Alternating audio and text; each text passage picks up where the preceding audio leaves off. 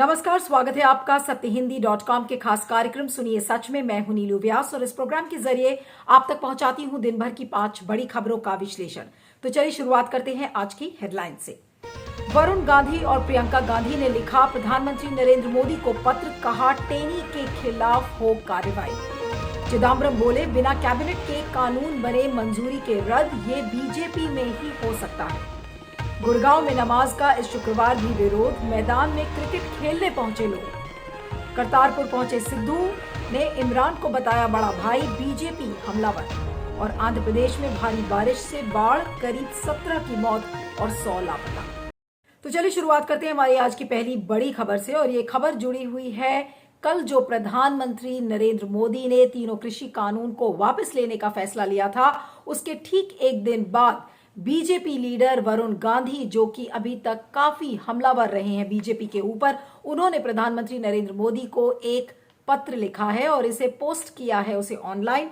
और उस पत्र में उन्होंने 4 बड़ी बड़ी डिमांड्स को रखा है कि ये चीज किसानों के लिए होना चाहिए। पहली जो डिमांड है कि 700 किसान जो मारे गए थे उनके लिए मुआवजे की बात कही है वरुण गांधी ने और बोला है कि 1 करोड़ रुपए का मुआवजा देना चाहिए। साथ में निशाने पर भी लिया मोदी सरकार को कि अगर ये फैसला जल्दी हुआ होता तो 700 किसानों की जान नहीं जाती।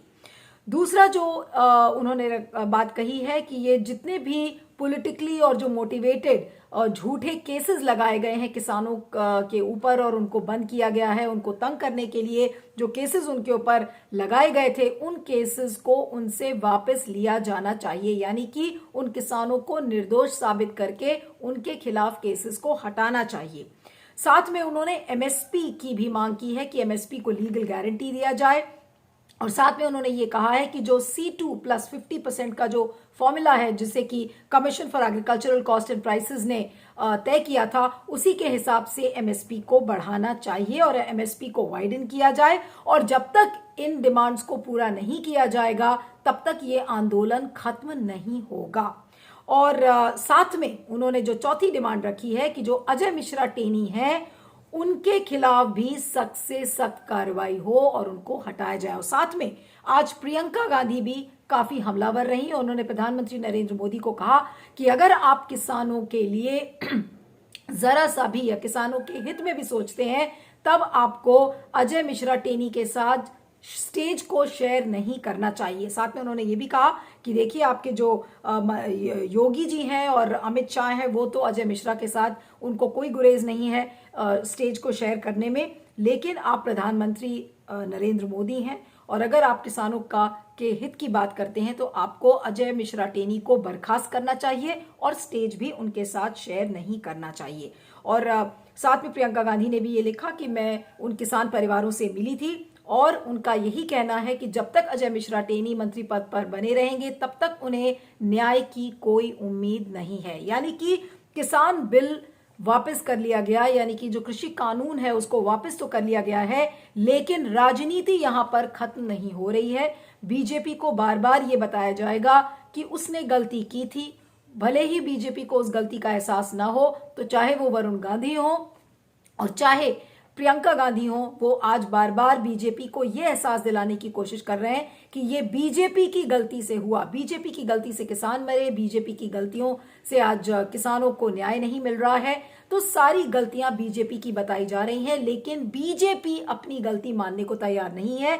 इस गलती को भी एक महान उठाया हुआ एक कदम बताया जा रहा है मोदी जी के जरिए। और यही वजह है कि आज ट्रेंड कर रहा है ट्विटर पर we stand with Narendra Modi, कि उन्होंने कहा था कि वो कानून भी लाए थे तो देश हित में लाए थे, किसान हित में लाए थे, और आज अगर उन्होंने कानून वापस भी लिया है तो देश हित सोचकर, यानी कि गलती को भी एक बड़ा कदम बताते हुए नरेंद्र मोदी की जो महानायक की एक जो छवि है उसको पार्टी बरकरार रखने की कोशिश कर रही है। लेकिन इस पर राजनीति यहां खत्म नहीं होगी। जैसा मैंने कहा, अभी आने वाला जो विंटर सेशन है उसमें बीजेपी के लिए इसी निर्णय को, इसी फैसले को कि ये जो तीनों कृषि कानून वापस लिए हैं, ये बीजेपी के लिए भी आने वाले दिनों में और ज्यादा मुश्किलें पैदा कर सकता है।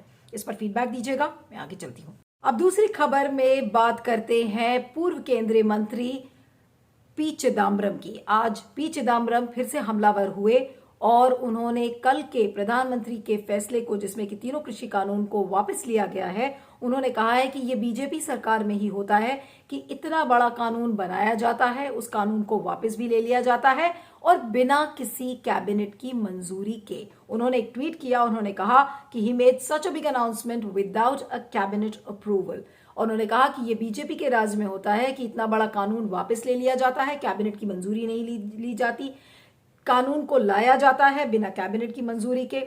साथ में उन्होंने हमला किया जेपी नड्डा, अमित शाह और राजनाथ सिंह पे, और उन्होंने उसमें कहा कि कल जब प्रधानमंत्री का ये फैसला आया कि कानून वापस लेना है, तो होम मिनिस्टर अमित शाह ने क्या लिखा कि रिमार्केबल स्टेट्समैन, यानी कि एक बहुत महानायक का ये काम था जिसके वजह से ये फैसला हुआ। जेपी नड्डा ने लिखा कि किसानों के हित में ये उठाया हुआ फैसला है। राजनाथ सिंह ने भी यही कहा कि ये किसानों के वेलफेयर के लिए है। तो उन्हीं ट्वीट्स को उठाते हुए पी चिदम्बरम ने ये कहा कि ये जो इतनी वाइज वॉइसेस हैं और इतने महान ये जो लोग हैं कैबिनेट के अंदर बैठे हैं, इन्होंने 15 महीने पहले ये चीज क्यों नहीं कही। Where was this wise advice and where were these leaders? इस बात को लेकर आज पी चिदम्बरम ने काफी सवाल खड़े किए हैं, लेकिन उनके सवाल से जो एक बड़ा सवाल बार बार निकल कर आ रहा है कि जो प्रोसीजरल चीजें हैं वो बीजेपी क्यों नहीं फॉलो करती।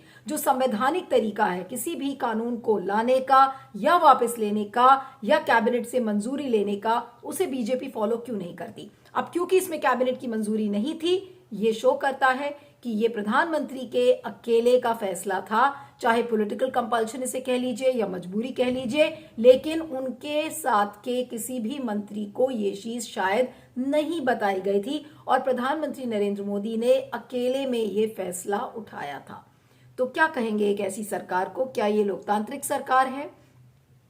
क्या ये सरकार संविधान में विश्वास रखती है? सबसे बड़ा ये सवाल है। और जो संसद की जो प्रक्रियाएं हैं, जो प्रोसीजर्स हैं, ऐसा लगता है कि इस सरकार ने उसे भी दरकिनारे कर दिया है। क्या कहेंगे? फीडबैक दीजिएगा, मैं आगे चलती हूँ। अब बात करते हैं लगातार जो एक खबर बनी हुई है कि गुरुग्राम में किस तरीके से नमाज पढ़ने पर विरोध चल रहा है कि पब्लिक प्लेसेस में आप नमाज नहीं पढ़ सकते। कुछ डेजिग्नेटेड साइट्स थी जिसमें कि गुरुग्राम प्रशासन ने परमिशंस दी थी कि आप यहां पर पढ़ सकती हैं, लेकिन बावजूद इसके क्या हुआ? कल शुक्रवार का दिन था, जुमे का दिन था, और दो यहां पर साइट्स थी। एक सिरहौल गांव का एक पार्क था और दूसरी जो जगह थी वो सेक्टर 37 की थी। सेक्टर 37 में क्या हुआ, जब लोग वहां पर नमाज पढ़ने के लिए पहुंचे, जब मुस्लिम समुदाय के लोग पहुंचे, तो वहां पर एक क्रिकेट मैच चल रहा था और उस क्रिकेट मैच से पीछे लोग नहीं हटे। हालांकि उनको ये बोला गया था कि आप वहां पर नमाज पढ़ें, लेकिन वहां पर क्रिकेट चल रहा था। और ये सिरहौल गांव में कुछ ये बताया जा रहा है कि 40 मेंबर्स मानवता संगठन के थे। ये एक हिंदू ऑर्गेनाइजेशन है जो सोशल सर्विस करती है। तो उन्होंने कहा कि हम पार्क में इस तरीके से नमाज की अनुमति नहीं देंगे और अगले शुक्रवार को अगर आप फिर इसी काम को करेंगे तो हम पार्क के गेट्स को बंद कर देंगे, यानी कि वहां पर नमाज पढ़ने के लिए नहीं दिया जाएगा। पुलिस को इंटरवीन करना पड़ा, तब जाकर उन्होंने मुसलमान समुदाय के लोगों ने वहां पर नमाज पढ़ी है। यानी कि जो ये हिंदू संगठन के लोग हैं उन्होंने नमाज को रोकने की कोशिश किया 2 डेजिग्नेटेड साइट्स पर। यहां तक कि प्रशासन ने एश्योरेंस भी दिया था कि ऐसा कुछ नहीं होगा, लेकिन बावजूद इसके ये जो हिंदू संगठन के लोग थे ये वहां पर पहुंचे, सिरहौल गांव और दूसरा सेक्टर 37 का जो इलाका है। तो ये काम अगर पुलिस के एश्योरेंस के बावजूद हो रहा है, यानी कि पुलिस को इस बात का पता है कि ऐसी संगठन इस तरीके का काम करेंगी, और अगर करेंगी तो फिर किस एजेंडे से कर रही हैं? क्या मुसलमान समुदाय के लोगों को परेशान करने के लिए किया जा रहा है? क्या उनको ये बताने की कोशिश की जा रही है कि देखिए आप मुसलमान समुदाय के हैं, खास समुदाय से हैं, इसलिए आपको पब्लिकली पूजा पाठ करने की जरूरत नहीं है, नमाज आप अदा नहीं कर सकते। और बहाना ये दिया जाता है कि देखिए पब्लिक प्लेसेस में आप वर्शिप नहीं कर सकते। ये सही बात है कि पब्लिक प्लेसेस में आप वर्शिप नहीं कर सकते हैं, लेकिन जब पुलिस ने एश्योरेंस दिया था, जब पुलिस ने कहा था कि वो 2 डेजिग्नेटेड साइट्स हैं, तो फिर इस तरीके के धार्मिक स्लोगन्स को बोलने की क्या जरूरत थी? क्रिकेट मैच खेलने की क्या जरूरत थी। वहां पे आप अकोमोडेट करने के लिए नहीं तैयार हैं। क्यों? क्योंकि वहां पर आप एक माहौल बनाने की कोशिश कर रहे हैं, ध्रुवीकरण का एक माहौल बनाने की कोशिश कर रहे हैं। हिंदू मुसलमानों के बीच की जो कड़वाहट है उसको आप पैदा करने की कोशिश कर रहे हैं ताकि आप उसे चुनाव में भुना सके। यही है जो पूरा नजरिया इस चीज को लेकर लगातार ये 3-4 हफ्ते से ये मामला चल रहा है कि गुरुग्राम में किस तरीके से नमाज पढ़ने पर भयानक विरोध हो रहा है। अब हरियाणा के कई जिलों से ऐसी खबरें आ रही हैं, सिर्फ गुरुग्राम ही नहीं बल्कि कई जिलों से ऐसी खबरें आ रही हैं कि वहां पर नमाज को लेकर विरोध किया जा रहा है। तो क्या भारत एक धर्मनिरपेक्ष जगह है? ठीक है, जो सिविल एडमिनिस्ट्रेशन के जो इश्यूज हैं वो आप उठाएं, लेकिन जो पुलिस की डेजिग्नेटेड साइट्स हैं जिसपे पुलिस ने कहा है कि आप नमाज पढ़ सकते हैं, और अगर वहां हिंदू समुदाय के लोग पहुंचकर और इस तरीके की हरकतें करते हैं तो आप इसे क्या कहेंगे? ये गुंडागर्दी नहीं, एक ये गुंडागर्दी का माहौल बनाने की कोशिश नहीं की जा रही है तो और क्या है? और फिर प्रशासन, सरकार इस पर बिल्कुल चुप है। उसे कोई प्रॉब्लम नहीं है कि मुसलमान समुदाय के लोगों को नमाज पढ़ने के लिए नहीं अनुमति दी जा रही है। ऐसे में ना इन लोगों के खिलाफ कोई एक्शन होगा। ये जो मानवता संगठन के जो लोग हैं, आज क्या खट्टर साहब की सरकार इनके खिलाफ कोई एक्शन लेगी? ये देखने वाली बात है। फीडबैक दीजिएगा, मैं आगे चलती हूँ।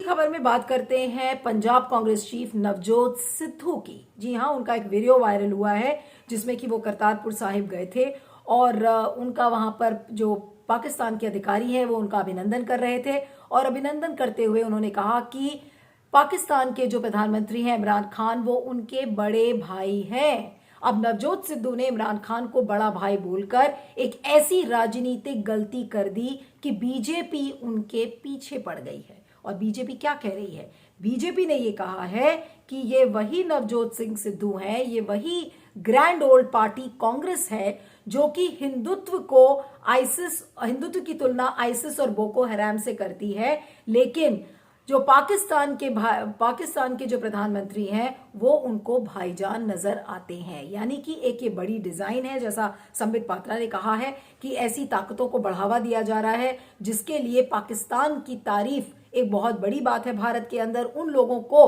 खुश करने की कोशिश कर रही है कांग्रेस पार्टी, और साथ में उन्होंने निशाने पर भी लिया प्रियंका गांधी को और राहुल गांधी को भी। ये उन्हीं की पार्टी है और ये उन्हीं के नवजोत सिद्धू हैं जो कि पाकिस्तान प्राइम मिनिस्टर के को बड़ा भाई कहते हैं। कर्नल बाजवा के वो गले भी लगे। तमाम एग्जाम्पल्स को सामने बीजेपी लेकर आई है।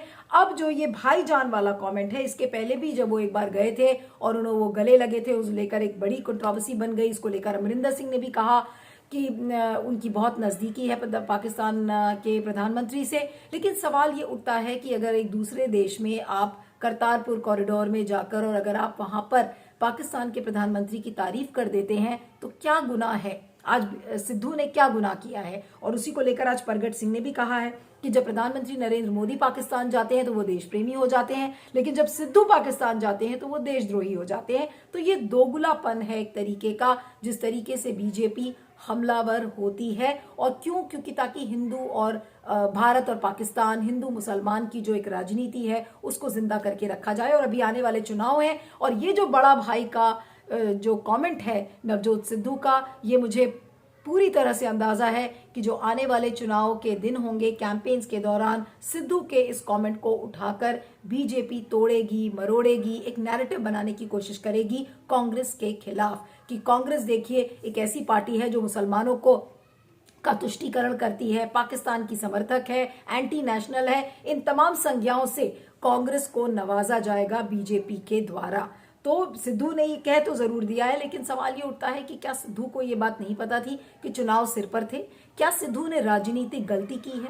क्योंकि राजनीति में आप क्या बोलते हैं, कब मुंह खोलते हैं, किसके खिलाफ बोलते हैं, ये भी बहुत बड़ी बात है। और सिद्धू ऑलरेडी एक कंट्रोवर्सी में बने हुए हैं। उनकी खुद अपने ही मुख्यमंत्री से अनबन चल रही है किसी न किसी इशू को लेकर, और ऐसे में पाकिस्तान जाकर अगर उन्होंने बड़ा भाईजान, उनको पाकिस्तान के प्रधानमंत्री को भाईजान बोला है, तो ये उनको भी कैलिब्रेट करके सोचना चाहिए था। किसी और तरीके से वो अपने प्रेम का इजहार कर सकते थे इमरान खान के लिए।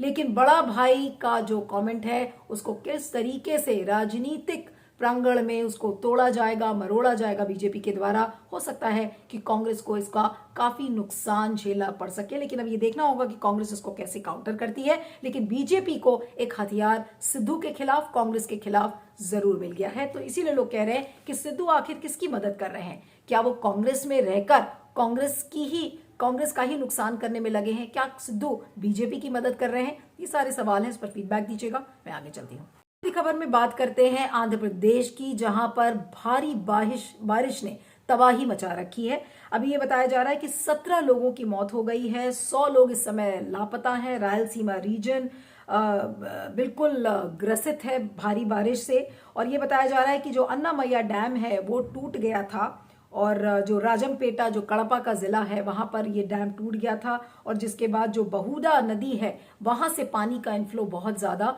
बढ़ गया था। अब जीवन अस्त व्यस्त हो चुका है और 20 लोगों को इस समय रेस्क्यू भी किया गया है। लेकिन तिरुपति में जिस तरीके से बाढ़ आई है वहां पर भी तबाही का मंजर चारों तरफ नजर आ रहा है। मंदिर को बंद कर दिया गया है और बताया जा रहा है कि करीब 1400 ऐसे गांव हैं जो कि चित्तूर के आसपास के, जो कि बिल्कुल स्ट्रैंडेड है, वहां पे आवाजाही बिल्कुल बंद है और इस तरह से पानी ने तबाही मचा रखी है।